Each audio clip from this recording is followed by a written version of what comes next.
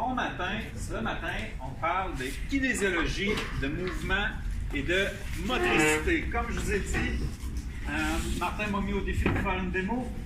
On va la faire ensemble. Tu peux venir juste ici. Gabriel, enlève ton jacket. Il a pris une bonne bêche en vélo de montagne il y a plusieurs années. Son épaule droite s'est mise à mal fonctionner, il a perdu de la force, etc. Après ça, on va regarder si on peut reconnecter son cerveau et son épaule ensemble. Ce qu'on voit ici, c'est qu'elle est plus basse, un peu, vous le voyez. Elle est aussi plus reculée, la droite, par rapport à la gauche. Vous le voyez? Oui. J'essaie de me pencher. Puis, ce qu'on voit, c'est que côté force, pouce par en haut, c'est vraiment boyard. On va essayer à trois doigts. On essaye ça, regarde, 3 doigts. Allez, c'est limite sur le 3 doigts. Mettons, on essaye 4. Tu résistes à 4. Ah, ça lâche. 4 doigts, il lâche, 3, il tient. Je l'ai évalué dans mon bureau la semaine passée. Il y a son petit kit d'exercice de 5 minutes. Pendant ce temps-là, moi, je me jase. À quoi ça sert le cerveau? C'est pas compliqué. Ça sert à créer du mouvement. Toutes les voies neurologiques dans notre corps, dans notre tête, mènent toutes au mouvement parce que c'est la seule chose au final qu'on fait pour de vrai. Ah oui, mais Jean-Michel, la mémoire. Ben oui, ça sert à te souvenir où tu as mis ton steak pour faire moins de pas, pour manger la fois d'après, etc. Toutes les facultés qu'on a mènent ultimement au mouvement. C'est quoi la motricité? C'est l'ensemble des habiletés neurologiques qu'on a qui nous permettent de créer du mouvement. Comment ça se développe? Ça se développe chez l'enfant, pendant l'adolescence, d'habitude ça se fixe à l'âge adulte. Au début, en bas, les structures les plus basses dans le cerveau qui ont été comme évoluées quand on était des poissons, là, 500 millions d'années, puis ensuite des crocodiles, là, 300 millions d'années. Ça sert à automatiser la posture, le mouvement, puis surtout à nous apprendre à bouger. C'est là qu'il y a la mémoire du mouvement. Un peu plus haut dans le cerveau, il y a le cerveau des mammifères qu'on appelle système limbique. Peut-être que vous avez déjà entendu ça, le système limbique. C'est là que la peur se trouve, c'est là que la joie se trouve.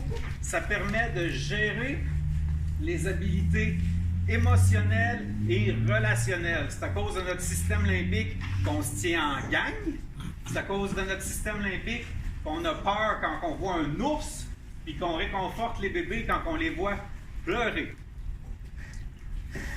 Une fois que l'enfant a appris à devenir un crocodile, puis ensuite un bébé loup, il peut devenir un petit garçon qui a des habiletés cognitives.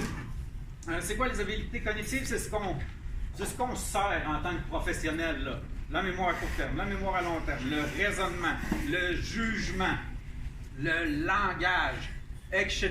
C'est les habiletés qui font de nous des vrais êtres humains, qui font qu'on se démarque des os, qu'on se démarque des lézards, etc., qui font qu'on est capable de se tenir ici aujourd'hui et de réseauter ensemble.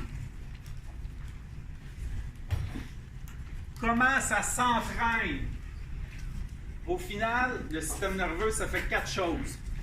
Ça capte les sens, ça les analyse, ça nous tient debout et ça nous fait bouger.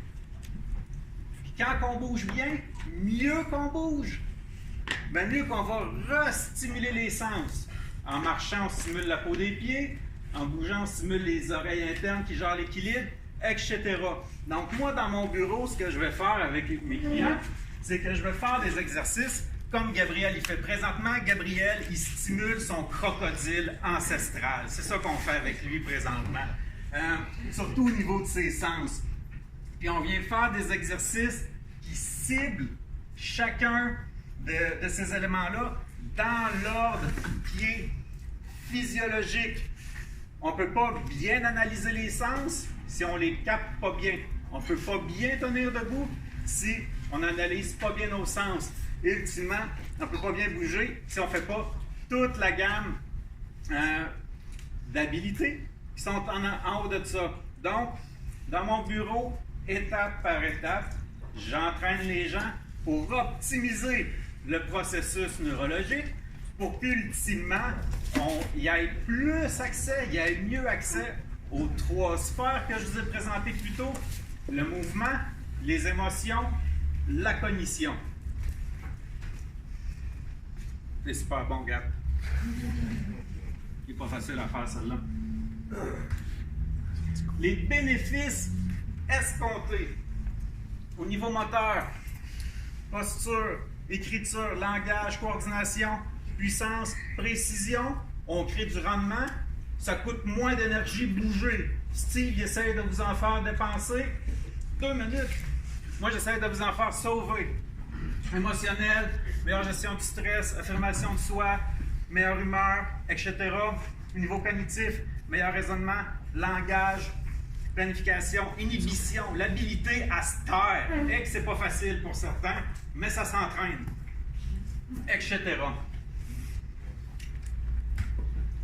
L'investissement, 3650 minutes. C'est le plus grand investissement que je demande à mes clients.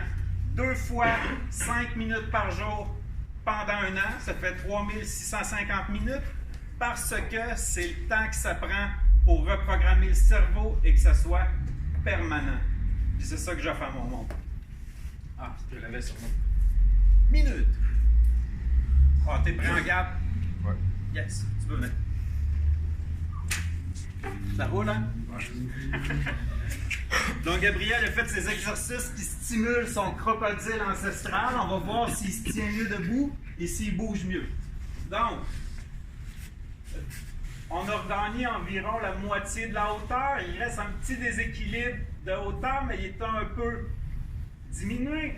Ensuite, on a ramené les épaules sur la même ligne. Si on regarde les mains, elle est encore un petit peu plus en arrière qu'elle, mais à peine. Gabriel se tient mieux debout parce que les épaules sont plus égales, une par rapport à l'autre. Maintenant, ici, tout à l'heure, 3 doigts, c'était limite, hein? On réessaye 3 doigts. C'est facile. 4 doigts. Allez, 4 doigts, 4 doigts, 4 doigts. La main au complet. Donne-moi la main. Allez. Gabriel est plus fort parce qu'il bouge mieux. Instantanément, on a reconnecté son cerveau avec son épaule. Ce que je m'attends de vous, d'habitude, je vous parle que je recherche des parents qui veulent améliorer les performances scolaires de leurs enfants. Ce que je fais aussi dans mon bureau, je reçois des athlètes pour qu'ils performent mieux dans les sports. Et je reçois des professionnels qui veulent être plus performants. Au travail, je veux des gens qui sont prêts à intégrer une routine pour passer au niveau supérieur de leur performance. Merci beaucoup. Jean-Michel Forêt.